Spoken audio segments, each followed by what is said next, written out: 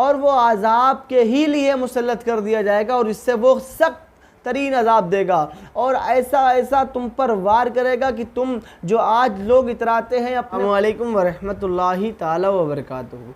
नाज़रीन किराम, जब कोई शख्स इस दुनिया फ़ानी से रुखसत होता है तो उसकी कब्र में क्या होता है, ख्वाह वो आदमी हो या औरत हो।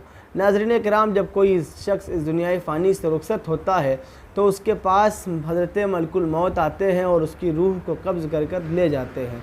रूह को कब्ज़ करने के ले जाने के बाद में उसकी रूह को, अगर वो नेक होता है, रूह को इल्लीयीन में रखा जाता है और अगर फासिक व फाजिर होता है तो उसकी रूह को सिज्जीन में रख दिया जाता है।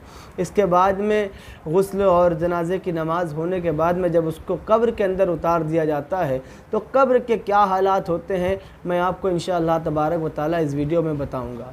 जब कोई शख्स इस दुनिया फ़ानी से रुखसत होता है और उसको कब्र के अंदर उतार दिया जाता है तो कब्र में दफन कर कर अपने मुर्दे को चले जाते हैं। अज़ीज़ व अक़रबा, दोस्त, भाई, दोस्त, अज़ीज़ व अक़रबा, भाई, अज़ीज़ व अक़रबा, दोस्त, रिश्तेदार सब दफना कर चले जाते हैं तो उनके कदमों की आहट ये मुर्दा महसूस करता है और सुनता है। खैर, जब ये लोग 40 कदम दूर चले जाते हैं तो कब्र में दो फरिश्ते आते हैं, एक का नाम मुनकर और दूसरे का नाम नकीर होता है। आते हैं और ज़मीन को चीरते हुए आते हैं। मैं इनके बारे में आपको बता दूं कि जो फरिश्ते होते हैं बड़े ही डरावने होते हैं। उनके बाल सर से पाँव तक लंबे होते हैं, उनकी आंखें नीली नीली होती हैं, उनकी आंखों से आग की तरह लपटें निकल रही होती हैं। उनके नाखून मिसले फड़वा होते हैं कि वो जिससे चीरते हुए ज़मीन आते हैं। बड़े ही डरावने होते हैं। आकर मुर्दे को कड़क अंदाज में बड़ी सख्ती के साथ में उठाते हैं और उससे पूछते हैं कि तेरा रब कौन है, तेरा दीन क्या है। रसूल करीम सल्लल्लाहु अलैहि वसल्लम के मुतालिक कुछ सवाल करते हैं। अगर कोई शख्स नेक और मोमिन होता है, पहले सवाल का जवाब देता है रब अल्लाह है, और दूसरे सवाल का ये जवाब देता है कि मेरा दीन इस्लाम है, और तीसरे सवाल का ये जवाब देता है कि रसूलुल्लाह सल्लल्लाहु अलैहि वसल्लम, ये अल्लाह के रसूल हैं, इन पर अल्लाह की तरफ से रहमती और सलामती हो।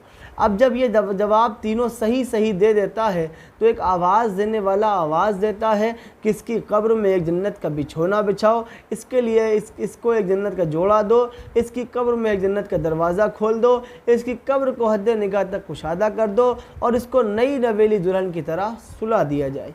ये मामलात हैं मोमिन के। जो नेक होता है, मोमिन होता है, परहेज़गार होता है, तो दुनिया पर दीन पर अमल करते हुए चलता है, ख्वाह वो औरत हो या आदमी हो। अगर कोई औरत अगर दुनिया पर फहश चीज़ों का इस्तेमाल करती थी, फहश जुमलों का इस्तेमाल करती थी, बेहया थी, बदवक्त थी, बेदीन थी और गैरों के तरीक़ों पर चलती थी, तो उस औरत हो या वो आदमी, उसका फिर ये अंजाम होगा। जब वो कब्र के अंदर जाएगी उससे फ़रिश्ते सवाल करेंगे तेरा दीन क्या है, तेरा रब कौन है, रसूल पाक के मुतालिक सवाल करेंगे तो वो तीनों सवालों के जवाब देगी हाँ हाँ मुझे अफ़सोस, मुझे नहीं मालूम, हाय सद अफसोस, मुझे नहीं मालूम।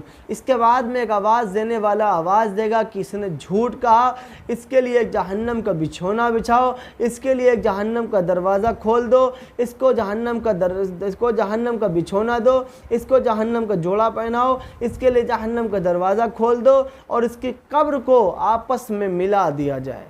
कब्र दबा देगी, इधर की पसली उधर, उधर की पसली इधर कर देगी, मिला देगी।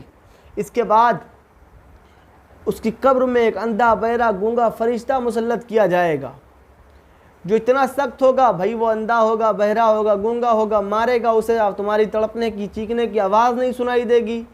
वो देख नहीं पाएगा कि तुम्हें कैसी तकलीफ़ हो रही है, वो कह नहीं पाएगा तुमसे कुछ। वो अंधा, बहरा, गूंगा होगा, वो तुमसे ना कुछ कह सकेगा, ना तुम्हारी सुन सकेगा, ना और ना तुम्हें देख सकेगा, और वो अज़ाब के ही लिए मुसल्लत कर दिया जाएगा और इससे वो सख्त तरीन अज़ाब देगा और ऐसा ऐसा तुम पर वार करेगा कि तुम जो आज लोग इतराते हैं अपने हुस्न व जमाल पर, यह सब छीन लिया जाएगा और इसके बदले बहुत सख्त अज़ाब होगा।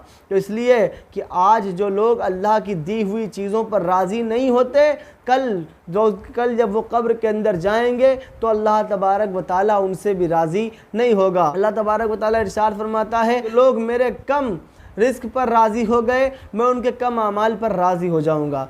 इसलिए हमें चाहिए कि हम हर चीज़ वो करें जो हमें शरीयत मुतहरा ने इजाज़त दी है, जो हमें शरीयत ने इजाज़त दी है, जो हमें इस्लाम ने इजाज़त दी है। इस्लाम ने जिस काम के लिए हमें रोक दिया, हमें उससे रुक जाना चाहिए। इस्लाम ने जिस काम को करने की इजाज़त दी है, हमें वो काम करना चाहिए, क्योंकि कब्र में ये सवाल होंगे, भले बहुत छोटे हों, लेकिन ये पूरी ज़िंदगी का निचोड़ होंगे, पूरी ज़िंदगी का निचोड़ होंगे। अगर हम